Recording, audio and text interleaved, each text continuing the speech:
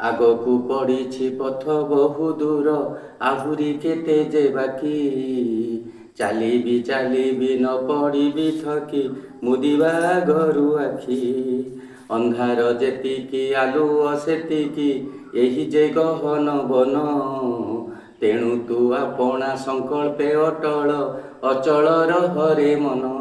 ତେଣୁ ତୁ ଆପଣା ସଂକଳ୍ପେ ଅଟଳ, ଅଚଳ ରହରେ ମନ।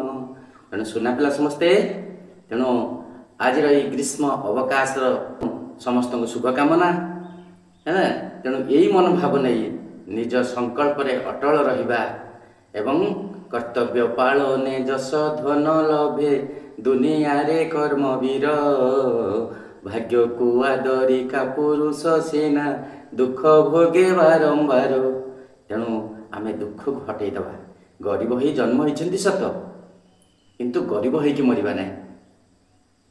ଏ କଥାକୁ ଆଖି ଆଗକୁ ନେବା। ଆମ ଜୀବନରେ ଆମେ ଗରିବ ହେଇକି ମରିବା ନାହିଁ, ଭଲ ମଣିଷଟିଏ ହେଇକି ରହିବା। ତେଣୁ ବାପା ମାଆଙ୍କ ଉପରେ କେବେ ସବୁ ଦୋଷ ଲଦିଦେବା ନାହିଁ। ତେଣୁ ଯିଏ ଦୁନିଆର ଆଲୋକ ଦେଖେଇଲେ, ମଣିଷ କଲେ ନ ଖାଇ ନ ପିଇ, ତେଣୁ ସେମାନଙ୍କ ଉପରେ କୌଣସି ଦୋଷ ନ ଲଦି ଆମେ ନିଜେ କିଭଳି ଭାବରେ କର୍ମବୀର ହେବା, ନିଜ କର୍ତ୍ତବ୍ୟକୁ ସୁଚାରୁ ରୂପେ ସମ୍ପାଦନ କରିବା।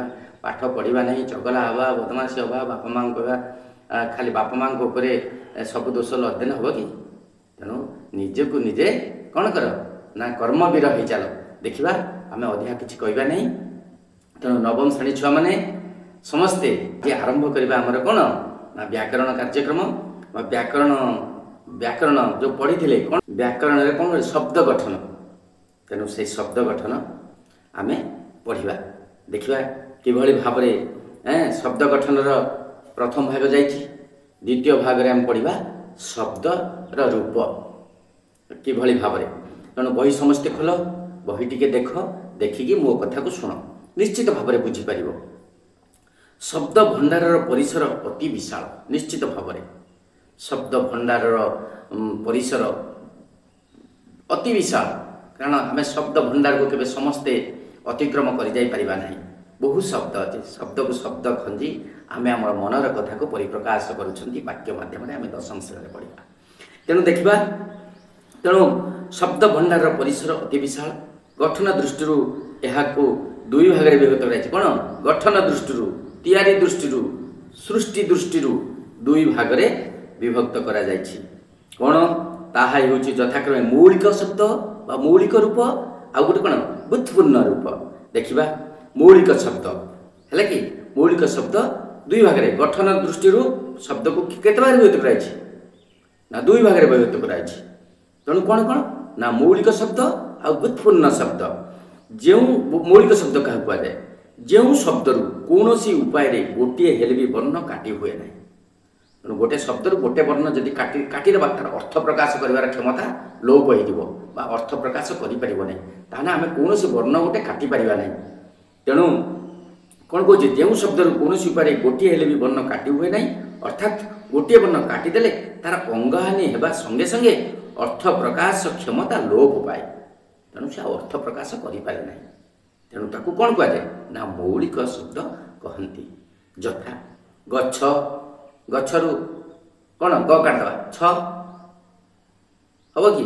ଗଛ ହେବ କି? ଗଛକୁ ବୁଝେଇବ କି? ତେଣୁ ବହି, ବ କାଟିଦେବା, ହି ହେବ କି? ଏଇଭଳି ଭାବରେ ଗଛ, ବହି, ଧୂଳି, ପାଟ, ଡେଙ୍ଗା, ଧଳା ଇତ୍ୟାଦି ଏସବୁ କ'ଣ ହେଲା ନା ମୌଳିକ ଶବ୍ଦ। ଏହାର କୌଣସି ଗୋଟିଏ ଶବ୍ଦ ଯଦି ଆମେ କାଟିଦେବା, ତାର ଅଙ୍ଗହାନି ଘଟିବା ସଙ୍ଗେ ସଙ୍ଗେ କ'ଣ ହୁଏ ନା ଅର୍ଥ ପ୍ରକାଶ କରିବା କ୍ଷମତା ଲୋପ ପାଏ। ତାହାକୁ କି ଶବ୍ଦ କୁହନ୍ତି? ନା ମୌଳିକ ଶବ୍ଦ କୁହନ୍ତି। ମନେ ରହିଲା ମୌଳିକ ଶବ୍ଦ କାହାକୁ କୁହାଯାଏ? ତାପରେ ବୁତ୍ପୂର୍ଣ୍ଣ ଶବ୍ଦ। ମୂଳ ଶବ୍ଦର ପୂର୍ବରୁ ବା ପରେ, ମାନେ ମୂଳ ଶବ୍ଦର ପୂର୍ବରୁ ବା ପରେ ଆଉ ଏକ ରୂପ ବା ପ୍ରତ୍ୟୟ। ଆମେ ଜାଣିଛନ୍ତି ପ୍ର, ପରା, ଅପ୍, ସମ୍, ନି, ଅଦି, ସୁତ୍ ସବୁ ପ୍ରତ୍ୟୟ ଜାଣିଛନ୍ତି କି ନାହିଁ? ଜାଣିଛନ୍ତି। ତେଣୁ କ'ଣ ପ୍ରତ୍ୟୟ ବା ଶବ୍ଦ ସଂଯୋଗ କରି ମୂଳ ଶବ୍ଦର ପୂର୍ବରୁ ବା ପରେ କ'ଣ କରାଗଲା ନା ପ୍ରତ୍ୟୟ ବା ଶବ୍ଦ ଯୋଗ କରି ଯେଉଁ ନୂତନ ଶବ୍ଦ ଗଠନ କରାଗଲେ ତାହାକୁ ବୁତ୍ପୂର୍ଣ୍ଣ ଶବ୍ଦ କହନ୍ତି। ତେଣୁ ମୂଳ ଶବ୍ଦର କ'ଣ ଅର୍ଥ ପ୍ରକାଶ କରିବାର କ୍ଷମତା ରହିଛି ଏବଂ ତା ପୂର୍ବରୁ ବା ପରେ କ'ଣ କରାଗଲା ପ୍ରତ୍ୟୟ କିମ୍ବା ନୂଆ ଶବ୍ଦ ଯୋଗ କରିକି ଆମେ ଆଉ ଗୋଟେ ନୂତନ ଶବ୍ଦ ସୃଷ୍ଟି କରିପାରିବା, ଯାହାକୁ ବ୍ୟୁତ୍ପନ୍ନ ଶବ୍ଦ କୁହାଯାଏ। ତେଣୁ ଦେଖିବା, ତେଣୁ ଆମେ ଜାଣିଲେ ବ୍ୟୁତ୍ପନ୍ନ ଶବ୍ଦ କାହାକୁ କୁହନ୍ତି ନା ମୂଳ ଶବ୍ଦର ପୂର୍ବରୁ ବା ପରେ ଆଉ ଏକ ମାନେ କ'ଣ ରୂପ ନା ପ୍ରତ୍ୟୟ ବା ଶବ୍ଦ ସଂଯୋଗ କରି ନୂତନ ଶବ୍ଦ ଗଠନ କରାଗଲେ ତାହାକୁ ବ୍ୟୁତ୍ପନ୍ନ ଶବ୍ଦ କୁହାଯାଏ। ଯଥା ଘର, ମୂଳ ଶବ୍ଦ କ'ଣ ହେଲା ଘର, ଯାହାକି ଘରରୁ ଯଦି କ'ଣ କରିବା, ଘର ହେଲା କ'ଣ ମୌଳିକ ଶବ୍ଦ ମୂଳ ଶବ୍ଦ। ଘର ସାଙ୍ଗରେ କ'ଣ ଲଗାଇଲେ ଉଆ ପ୍ରତ୍ୟୟ ଯୋଗ କଲା, ଘର ପରେ କ'ଣ ଲଗାଇଲା ଉଆ ପ୍ରତ୍ୟୟ ଲଗାଇଦେବା, ଘରୁଆ। ତଳ ଯୁକ୍ତ ଉଆ ତଳୁଆ, ତଳ ଯାହା ତଳୁଆ ସେଇଆ କି ଅର୍ଥ ଅଲଗା ହେଲେ କି। ତେଣୁ ପ୍ର ଯୁକ୍ତ ତାପ, ତାପ ଆମେ ଜାଣିଛନ୍ତି ତା ପୂର୍ବରୁ ପ୍ର ଉପସର୍ଗ ଲଗାଇଦେଲେ କ'ଣ ହେଲା ପ୍ରତାପ। ପାଣି ଜାଣିଛନ୍ତି, ଆମେ ପାଣି ଜାଣିଛ ନା ନାହିଁ, ପାଣି ଯୁକ୍ତ ଆ ପାଣିଆ। ପାନ ଜାଣିଛନ୍ତି, ପାନ ମୂଳ ଶବ୍ଦ ହେଲା କି ପାନ, ପାନ ଯୁକ୍ତ ରା କ'ଣ ହେଲା ପାନରା। ତେଣୁ ଏଇଭଳି ଭାବରେ ଆହୁରି ମନେ ରଖିବାକୁ ହେବ ଯେ କ'ଣ ନା କ୍ରିୟାପଦର ମୂଳ ରୂପକୁ କ'ଣ କୁହାଯାଏ କି ନା ଧାତୁ କୁହାଯାଏ। ତେଣୁ ତୁମ ପ୍ରଶ୍ନ ଆସିବ ତୁମ ପାଇଁ ଧାତୁ କାହାକୁ କୁହାଯାଏ ନା କ୍ରିୟାପଦର ମୂଳ ରୂପକୁ ଧାତୁ କୁହାଯାଏ। ମନେ ରଖିବା ସମସ୍ତେ, ହସିବା କ୍ରିୟାର ମୂଳ ରୂପ କ'ଣ ହସ୍, ହସ୍ ହେଉଛି ଧାତୁ, ହସ୍ ଧାତୁ ହେଲେ କି। ତେଣୁ ପୂର୍ବ ବର୍ଣ୍ଣିତ ମୌଳିକ ଶବ୍ଦକୁ ଯଥା କ୍ରିୟାର ମୂଳ ରୂପକୁ ଧାତୁକୁ ପ୍ରକୃତି କୁହାଯାଏ। ତେଣୁ ଆମେ ଜାଣିଲେ ଆଉ ଥରେ, ପୂର୍ବ ବର୍ଣ୍ଣିତ ମୌଳିକ ଶବ୍ଦକୁ ତଥା କ୍ରିୟାର ମୌଳିକ ଶବ୍ଦ ମାନେ ମୂଳ ଶବ୍ଦ ତଥା କ୍ରିୟାର ମୂଳ ରୂପକୁ କ'ଣ କୁହାଯାଏ ଧାତୁ କୁହାଯାଏ। ଧାତୁକୁ ପୁଣି କ'ଣ କୁହାହେଲା ବା କ୍ରିୟାର ମୂଳ ରୂପକୁ କ'ଣ କୁହାହେଲା ଧାତୁ, ଏବଂ ମୌଳିକ ଶବ୍ଦକୁ ମଧ୍ୟ ଏସବୁ କ'ଣ କୁହାଯାଏ ନା ପ୍ରକୃତି କୁହାଯାଏ। ଧାତୁକୁ ମଧ୍ୟ କ'ଣ କୁହାଯାଏ ପ୍ରକୃତି କୁହାଯାଏ। ଏହି ପ୍ରକୃତି ସହିତ ମାନେ ଧାତୁ ସହିତ ପ୍ରକୃତି ସହିତ ପ୍ରତ୍ୟୟ ଯୁକ୍ତ ହୋଇ ମାନେ ପ୍ରକୃତି ସହିତ ପ୍ରତ୍ୟୟ ଯୁକ୍ତ ହୋଇ ନୂତନ ଶବ୍ଦ ସୃଷ୍ଟି ହୋଇଥାଏ। ଯଥା ଧାତୁ କ'ଣ କ୍ରୁ ଧାତୁ, କ୍ରୁ ଯୁକ୍ତ ଅନ୍ୟ କରଣୀୟ, ଦୃଶ୍ ଯୁକ୍ତ ଅନ୍ୟ ଦୃଶ୍ ଧାତୁ, ଦୃଶ୍ ଯୁକ୍ତ ଅନ୍ୟ ଦର୍ଶନୀୟ, ଉଡ୍ ଯୁକ୍ତ ଅନ୍ତା ଉଡ଼ନ୍ତା, ଇଏ ସବୁ କ'ଣ କ୍ରିୟାପଦର ମୂଳ ରୂପକୁ କ'ଣ କୁହାଯାଏ ଧାତୁ କୁହାଯାଏ ହେଲା କି। ତେଣୁ ଉଡ୍ ଧାତୁ, ଉଡ୍ରୁ କ'ଣ ହେଲା ଅନ୍ତା ମାନେ କ'ଣ ଯୁଗ ହେଲା ଉଡ୍ ଯୁକ୍ତ ଅନ୍ତା ଉଡ଼ନ୍ତା। କାଠ ଯୁକ୍ତ ଇ କାଠି ଇତ୍ୟାଦି, କୁଲା ଯୁକ୍ତ ଏଇ କୁଲେଇ। ତେଣୁ ଏସବୁ ଆମେ ଜାଣିଲେ। ତେଣୁ କ୍ରିୟାର ମୂଳ ରୂପ କ'ଣ କୁହାହେଲା ଧାତୁ କୁହାହେଲା। ଧାତୁକୁ କ'ଣ କୁହାଯାଏ ନା ପ୍ରକୃତି ମଧ୍ୟ କୁହାଯାଏ। ସମସ୍ତେ ମନେ ରଖିବା ୟାକୁ। ଶବ୍ଦ ଗଠନର ଧାରା, ତାର ଶବ୍ଦ କିଭଳି ଭାବରେ ଗଠନ କରାଯାଏ ତାର ଧାରା ଆମେ ଦେଖିବା। କିଭଳି ଭାବରେ ଶବ୍ଦକୁ ଆମେ ଶବ୍ଦ ଗଠନ କରନ୍ତି, କ'ଣ କ'ଣ ସବୁ ଅଛି ଆମେ ଦେଖିବା। ତାର ଧାରା ପ୍ରକ୍ରିୟା ହେଲା କ'ଣ କ'ଣ ଅଛି। ଆବଶ୍ୟକ ଅନୁସାରେ ଅର୍ଥ ପ୍ରକାଶ ଓ ଭାବବୋଧକ କରାଇବା ପାଇଁ, ଶ୍ରୁତି ମଧୁର କରିବା ପାଇଁ, ମନ ଛୁଆଁ କରିବା ପାଇଁ, ହୃଦୟସ୍ପର୍ଶୀ କରିବା ପାଇଁ କ'ଣ କରିବା ଆବଶ୍ୟକ ଅନୁସାରେ ଅର୍ଥ ପ୍ରକାଶ ଓ ଭାବବୋଧକ କରାଇବା ପାଇଁ ଭାଷାରେ ନୂତନ ଶବ୍ଦମାନ ସୃଷ୍ଟି ହୋଇଥାନ୍ତି। ନିଶ୍ଚିତ ଭାବରେ ମୁଖ୍ୟତଃ ଯୋଗ ବିୟୋଗ ପ୍ରକ୍ରିୟାରେ ଶବ୍ଦର ରୂପରେ ପରିବର୍ତ୍ତନ ଘଟି ଏ ନୂତନ ଶବ୍ଦମାନ ସୃଷ୍ଟି ହୋଇଥାଏ। ନିଶ୍ଚିତ ଭାବରେ ଯୋଗ ବିୟୋଗ ମାନେ କ'ଣ ମୂଳ ଶବ୍ଦ ସହିତ ବା ଧାତୁ ସହିତ କ'ଣ କରିବା ପ୍ରତ୍ୟୟ ଯୋଗ କରି ନୂଆ ଶବ୍ଦ ଗଠନ କରିବା, ଯୋଗ କରିବା। ବିୟୋଗ ଯଦି କାଟିଦେବା ସେ ଗୋଟେ ଶବ୍ଦ ହେଇଯିବ ନା ନାହିଁ, ପ୍ରତ୍ୟୟ କାଟିଦେଲେ ଘର ଯୁକ୍ତ ଉଆ ଘରୁଆ, ଉଆଟାକୁ କାଟିଦେଲେ ଘର ହେଇଗଲା ନା ନାହିଁ। ତେଣୁ ଯୋଗ ବିୟୋଗ ମାଧ୍ୟମରେ କ'ଣ କରିବା ନା ନୂଆ ନୂଆ ଶବ୍ଦ ସବୁ ଗଠନ ହୋଇପାରିବ। ତେଣୁ ସେ ବୁଝୁନ୍ ଶବ୍ଦମାନ ସୃଷ୍ଟି ହୋଇଥାନ୍ତି।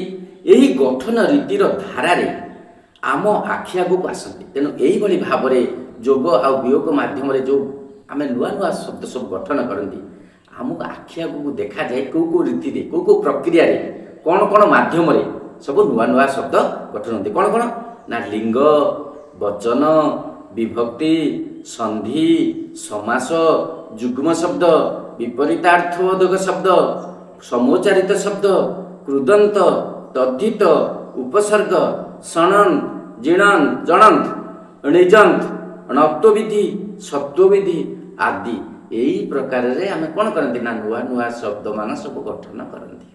तेणु खाली मन रखा आम आगू आगू को धीरे धीरे पढ़ा पढ़ला पर आम जाना। तेणु देखा यही सबू धारे किभली भाव में नुआ शब्द सब गठन होची। प्रथम कौन थिला ना लिंग। आम देखा लिंग प्रथम आसला लिंग माध्यम केमिति नूतन शब्द गठन होची। देख केते सुंदर भाव में। तेणु ओडिया भाषा रे प्राणीवाचक विशेष्य गुड़िक पुरुष और स्त्री भेद में लिंग निरूपण करा जाए। निश्चित भाव प्राणीवाचक विशेष्य गुड़िक कौन करा जाए ना पुरुष आ स्त्री केमी निरूपण करवा। पुरुष क्या कहवा स्त्री क्या कहवा। तेणु ता भीतर कौन हो देखा के सुंदर भाव में कहुच्छी लिंग भेदरे कौन करा जाए ना स्त्री पुरुष निरूपण करा जाए।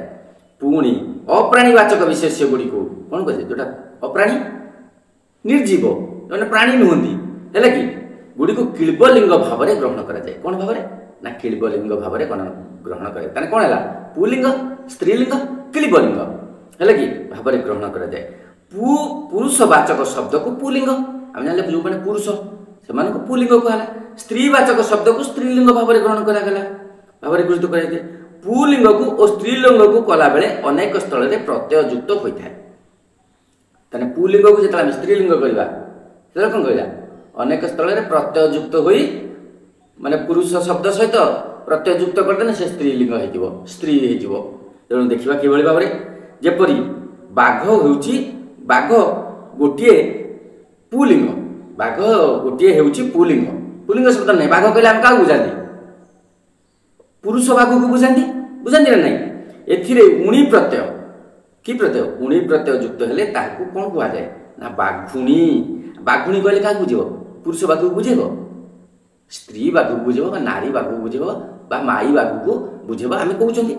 तेणु बाघुणी स्त्रीलिंग निम्न रे केतेक प्रत्यय युक्त हो स्त्रीलिंग रूप दि जाए। देख से गोटे पुरुष ताकू प्रत्यय युक्त करके माने जोग वियोग माध्यम केमी नुआ शब्द है कि आम उणी प्रत्यय लगे जाए। बाघ है कौन पुलिंग ता संगे आम उणी प्रत्यय लगे देखिए बाघुणी स्त्रीलिंग करदे नुआ शब्द बाघ जहाँ बाघुणी से कि दीटा शब्द अलग हो कि नहीं। तेणु से भाव में ये गठन रीति में किभली भाव में पुलिंग को स्त्रीलिंग करा माने प्रत्यय जोगरे आम देखा कौन है ना आ प्रत्यय जोगरे कौन हो कोकिल कोकिल पुलिंग ताको स्त्रीलिंग कने कौन हम आ प्रत्यय जोग हम जोग कौन करवा कोकिला है कि ई प्रत्यय जोग किशोर तार ई प्रत्यय कौन करवा ना किशोरी स्त्रीलिंग हो गला।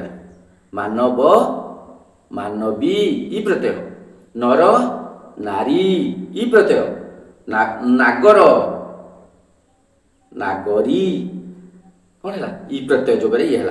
तेणु आनी और आणी प्रत्यय जोगरे देख पुरुष पुलिंग शब्द सहित प्रत्यय जोग करवा कि प्रत्यय आनी और आणी प्रत्यय जोग करी स्त्रीलिंग करा। शिव कौन शिव पुलिंग ना स्त्रीलिंग आम जानते शिव ठाकुर कौन पुरुष ना स्त्री जानते से पुरुष ताकू जो स्त्रीलिंग करवा कौन करवा ना आनी बा आणी प्रत्यय ये कौन हम शिव युक्त आनी शिवानी है कि भव युक्त आनी भवानी इंद्र युक्त आणी इंद्राणी है नहीं। आणी प्रत्यय आ आनी प्रत्यय जोगरे किभली भाव में स्त्रीलिंग। तेणु उल्ली प्रत्यय जोगरे केमिति होची पुलिंग आ स्त्रीलिंग। बेंग बेंगर उल्ली प्रत्यय करवा कौन हम जान समस्ते एट आम देखी पार्टी शुणी पारे नहीं तुम किंतु तुम समस्ते जान बेंग बेंगुली जान कि नहीं। तेणु बेंगुली बग बगुली ये सब जान कौन हो उल्ली प्रत्यय लगिकी उल्ली प्रत्यय जोगरे कौटे माने पुलिंग सहित उल्ली प्रत्यय जोगरे स्त्रीलिंग होची। बेंग युक्त उल्ली बेंगुली बग युक्त उल्ली बगुली ये वाला केतक विभिन्न शब्द द्वारा मध्य लिंग परिवर्तन हुए यथा कौन आउ कौच केतक विभिन्न शब्द द्वारा मध्य लिंग परिवर्तन हुए। राजा राजा बा रजा कहते राजार कौन हम राणी ପିତା, ମାତା, ଜନକ, ଜନନୀ, ବର, କନ୍ୟା ବା କ'ଣ ହେବ ବଧୂ, ସ୍ୱାମୀ, ସ୍ତ୍ରୀ। ଏସବୁ ଅନ୍ୟ କେତେକ ଭିନ୍ନ ଶବ୍ଦ ଦ୍ୱାରା ମଧ୍ୟ କ'ଣ ଏଠି ପ୍ରତ୍ୟଯୋଗ ନୁହେଁ, ଅଲଗା ଶବ୍ଦ ଦ୍ୱାରା ସ୍ତ୍ରୀଲିଙ୍ଗ ହୋଇଥାଏ। ବୁଝିପାରିଲ କି ନାହିଁ? ତେଣୁ ଏଇଟା ମନେ ରଖିବା। ଏଇଟା ଆମେ ଜାଣିଛନ୍ତି ସମସ୍ତେ। ଆମ ନୀତିଦିନିଆ ଚଳନୀରେ ଆମେ ଏଇଭଳିଆ କଥାବାର୍ତ୍ତା କରୁଛନ୍ତି, ଯାହାକି ପାଠ ମାଧ୍ୟମରେ ଆମେ ତାକୁ ମନେ ପକାଉଛନ୍ତି। ମନେ ପକାଉଛନ୍ତି ନାହିଁ? ଆମେ ସ୍ୱାମୀର ଜାଣିନାହାନ୍ତି ନା ସ୍ତ୍ରୀଲିଙ୍ଗ କ'ଣ? ସମସ୍ତେ। ସ୍ତ୍ରୀ ଜାଣିଛନ୍ତି କି ନାହିଁ? ବରର କ'ଣ ଜାଣିନାହାନ୍ତି ନା? କନ୍ୟା ଜାଣିନାହାନ୍ତି ନା? ବା ବୋହୂ ଜାଣିନାହାନ୍ତି ନା? ଜାଣିଛନ୍ତି। କିନ୍ତୁ ତାକୁ ପାଠ ଭିତରେ ଆମେ ଟିକେ ମନେ ପକାଉଛନ୍ତି, କାରଣ ଇଏ ହେଉଛି କ'ଣ ନା ବରର ସ୍ତ୍ରୀଲିଙ୍ଗ ହେଉଛି କ'ଣ କନ୍ୟା ବା ବଧୂ। ଉଭୟ ଲିଙ୍ଗ କ୍ଷେତ୍ରରେ ଆସିଗଲା କ'ଣ ଉଭୟ ଲିଙ୍ଗ। ଉଭୟ ଲିଙ୍ଗ କ'ଣ ନା ଯେଉଁ କ'ଣ ଯାହାକୁ ବୁଝେଇଲେ ପୁରୁଷକୁ ବୁଝେଇବ, ନାରୀକୁ ବୁଝେଇବ। ଏଠି ଉଭୟ ଲିଙ୍ଗ। କିନ୍ତୁ ଏ କ୍ଷେତ୍ରରେ ଆମେ କ'ଣ କରିବା? ପୁଲିଙ୍ଗ କେମିତି, ସ୍ତ୍ରୀଲିଙ୍ଗ କେମିତି ବାଛିବା। ଦେଖ, କବି, ଆମେ କବି କହିଲେ କାହାକୁ ବୁଝିବ? କବିରେ ଆମେ କବି କହିଦେଲେ ତ ସମସ୍ତଙ୍କୁ ବୁଝେଇଦେବୁ। ତେଣୁ ଏଠି କବି ପୁଲିଙ୍ଗ ହେଲେ, ନାରୀ କବି ସ୍ତ୍ରୀଲିଙ୍ଗ, କବି ଆଉ ନାରୀ କବି। କେତେକ ପ୍ରାଣୀବାଚକ ବିଶେଷ୍ୟ ଉଭୟ ପୁରୁଷ ଓ ସ୍ତ୍ରୀକୁ ବୁଝାଏ। ସେ ସ୍ଥଳରେ ଲିଙ୍ଗଭେଦ ପାଇଁ ଆମେ କ'ଣ ଲଗାନ୍ତି? ତମେ ସମସ୍ତେ ଜାଣିଛ। କ'ଣ ଲଗାନ୍ତି ନା ଅଣ୍ଡିରା ଆଉ ମାଇ ଲଗେଇକି ଆମେ ସ୍ତ୍ରୀଲିଙ୍ଗ ନିରୂପଣ କରନ୍ତି। ଏମିତି ଶବ୍ଦ ଅଛି ଯାହାକୁ ଆମେ କହିଲେ ତାହା ଉଭୟ ପୁଲିଙ୍ଗ ଆଉ ସ୍ତ୍ରୀଲିଙ୍ଗକୁ ବୁଝେଇବ। କିନ୍ତୁ ତାର ସ୍ତ୍ରୀଲିଙ୍ଗ ନିରୂପଣ କରିବା ପାଇଁ, ପୁଲିଙ୍ଗ ନିରୂପଣ କରିବା ପାଇଁ ଆମେ କ'ଣ କରିବା ନା ଅଣ୍ଡିରା ଆଉ ମାଇ ବ୍ୟବହାର କରିକି ପୁଲିଙ୍ଗ ସ୍ତ୍ରୀଲିଙ୍ଗ ନିରୂପଣ କରିବା। ଦେଖ କେଡ଼େ ସୁନ୍ଦର ଭାବେ ଆମେ କହିବା। ଆମେ ଛେଳି କହିଲେ କ'ଣ ବୁଝନ୍ତି କୁହନି? ଛେଳି କହିଲେ ଅଣ୍ଡିଆ ମାଇ ଦୁଇଟାକୁ ବୁଝନ୍ତି। କିନ୍ତୁ ଯଦି ଆମେ ପୁଲିଙ୍ଗକୁ ନିରୂପଣ କରିବା, ଅଣ୍ଡିରା ଛେଳି, ମାଇ ଛେଳି ହେଲା ନାହିଁ? ଅଣ୍ଡିରା ଛେଳି କହିଦେଲେ ପୁଲିଙ୍ଗ, ମାଇ ଛେଳି କହିଦେଲେ ସ୍ତ୍ରୀଲିଙ୍ଗ। ତେଣୁ ସେହିପରି ଶବ୍ଦ ଗୁଡ଼ିକ ହେଉଛି ଭାଲୁ, ଭାଲୁ ମାନେ ଅଣ୍ଡିରା ଭାଲୁ, ମାଇ ଭାଲୁ, କୁକୁର, ବିରାଡ଼ି, ମୂଷା, ବାଛୁରୀ ଇତ୍ୟାଦି। ଛୋଟିଆ ବାଛୁରୀ, ଆମେ ବାଛୁରୀ ସେଠି କ'ଣ ଆମେ ଜାଣିଛନ୍ତି ଏଇଟା କି ବାଛୁରୀ? ଅଣ୍ଡିରା ବାଛୁରୀ କି ମାଇ ବାଛୁରୀ? ସ୍ତ୍ରୀଲିଙ୍ଗ କି ପୁଲିଙ୍ଗ ଜଣାପଡ଼ୁଛି କି? ବାଛୁରୀ ହେଲା ଉଭୟ ଲିଙ୍ଗକୁ ବୁଝେଇ ଦେଉଛି। କିନ୍ତୁ ଆମେ ଯେତେବେଳେ ତାକୁ ପୁଲିଙ୍ଗ ସ୍ତ୍ରୀଲିଙ୍ଗ ନିରୂପଣ କରିବା, ତାହେଲେ ଅଣ୍ଡିରା ମାଇ ଦେଇକି ନିରୂପଣ କରିବା। ଅଣ୍ଡିରା ବାଛୁରୀ, ମାଇ ବାଛୁରୀ। ବୁଝିଲେ କି ନାହିଁ? ସମସ୍ତେ ଶୁଣାଥିଲା, ନିଶ୍ଚିତ ବୁଝିପାରିଥିବ। ତମେ ଏଇଟା ନୀତିଦିନିଆ ଚଳନରେ ଆମେ କଥାବାର୍ତ୍ତା ବି ହେଉଛନ୍ତି, ଜାଣିଛନ୍ତି ସମସ୍ତେ। କିନ୍ତୁ ପାଠ ଭିତରେ ତାକୁ ଟିକେ ମନେ ପକାଇ ଦେଉଛନ୍ତି, ହେଲା କି? ଆହୁରି ଜାଣିବାର କଥା ଯେ କିଳ୍ପ ଲିଙ୍ଗରେ କୌଣସି ପରିବର୍ତ୍ତନ ସମ୍ଭବ ନୁହେଁ। କିଳ୍ପ ଲିଙ୍ଗରେ କୌଣସି ପରିବର୍ତ୍ତନ ସମ୍ଭବ ନୁହେଁ। ତଥାପି ବେଳେବେଳେ ପୁରୁଷ ଓ ସ୍ତ୍ରୀ ସୂଚକ ପଦ ଯୋଗ କରି ପୁଲିଙ୍ଗ ଓ ସ୍ତ୍ରୀଲିଙ୍ଗ କରାଯାଏ। ବୁଝିପାରିଲେ? କିଳ୍ପ ଲିଙ୍ଗରେ କ'ଣ ହେଲା? ତା ଉଭୟ ଲିଙ୍ଗ କଥା ଗଲା, ଯୋଉଟା ବୁଝିଲା। କିଳ୍ପ ଲିଙ୍ଗ ମାନେ ପୁରୁଷ ଓ ସ୍ତ୍ରୀ ସୂଚକ ପଦ ଯୋଗରେ, ପୁରୁଷ ସ୍ତ୍ରୀ ମାନେ ଅଣ୍ଡିରା ମାଇ, ଏଟା ପୁରୁଷ ଆଉ ସ୍ତ୍ରୀ ସୂଚକ ଶବ୍ଦ ନା ନାହିଁ, ପଦ ନା ନାହିଁ। ତେଣୁ ଏଇଭଳି ଭାବରେ ଆମେ ସ୍ତ୍ରୀ ମାନେ କ'ଣ ପୁଲିଙ୍ଗ ଆଉ ସ୍ତ୍ରୀଲିଙ୍ଗ ନିରୂପଣ କରିବା ପାଇଁ କୋଉଠି କିଳ୍ପ ଲିଙ୍ଗରେ ଆମେ କ'ଣ କରନ୍ତି? ସ୍ତ୍ରୀ ସୂଚକ ଶବ୍ଦ ବା ପୁରୁଷ ସୂଚକ ଶବ୍ଦ ଯୋଗ କରିକି ତାକୁ କ'ଣ ପୁଲିଙ୍ଗ ସ୍ତ୍ରୀଲିଙ୍ଗ ନିରୂପଣ କରିଥାନ୍ତି। ଦେଖିବା କେତେ ସୁନ୍ଦର।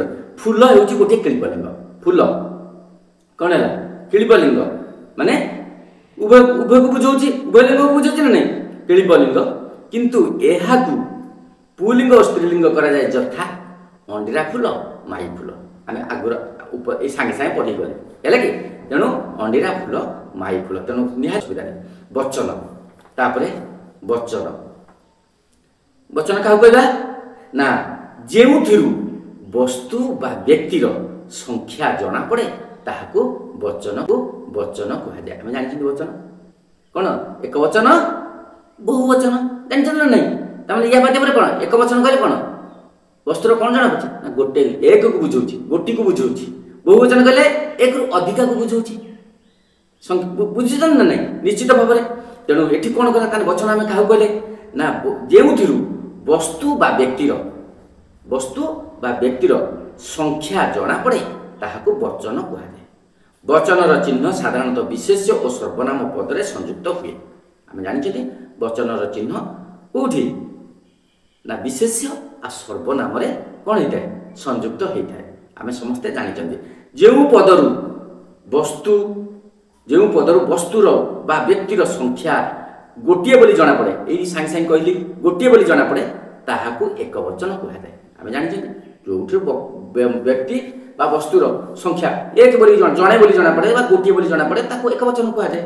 ମୁଁ, ତୁ, ସେ, ଗଛ, ନଈ ଇତ୍ୟାଦି କ'ଣ ହେଲା?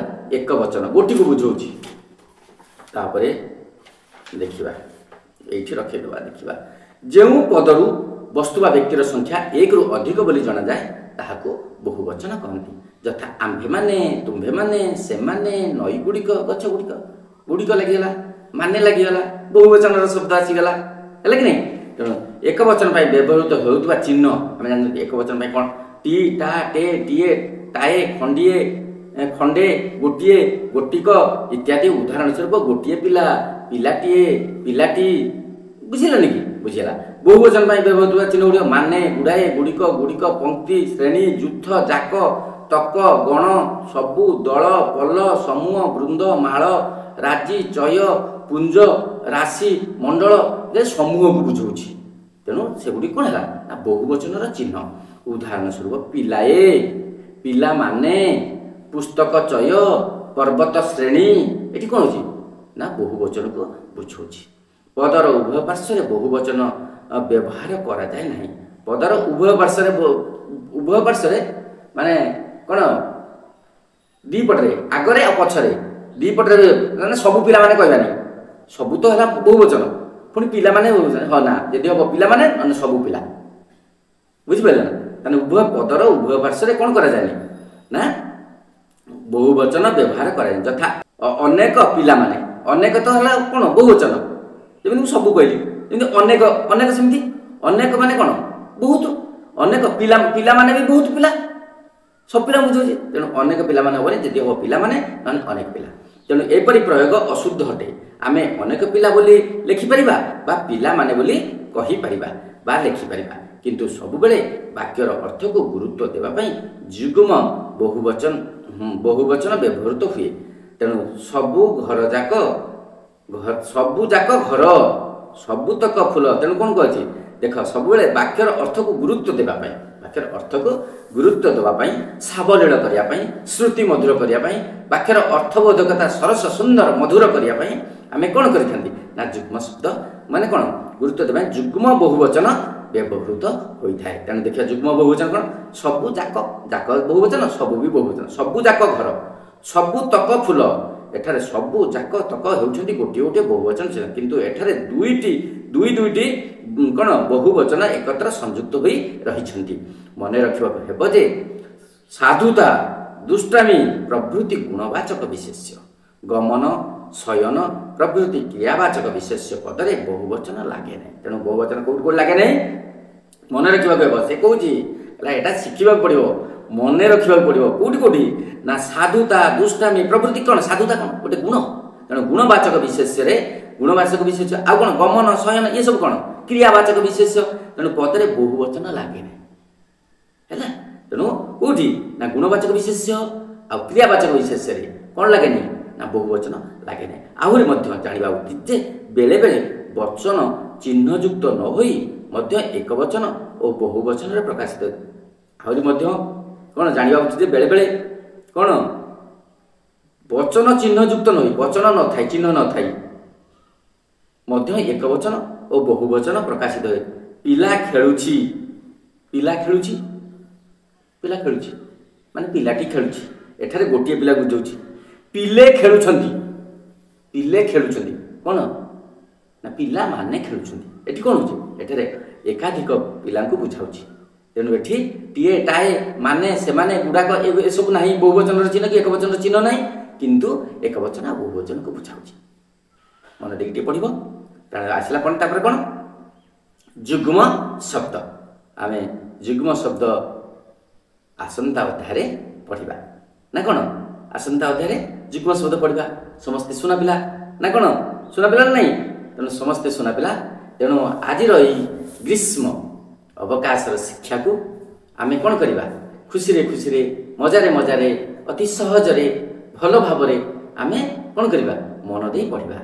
तेणु समस्ते सुना पिला तेणु चालिबी न पढ़ी थकी आहुरी अच्छी जे पथ बहु बाकी तेणु अंधार जेतिकी आलुओ सेतिकी एही जे गहन बन तेणु तू आपणा संकल्पे अटल अचल रहे मन अचल रहे मन।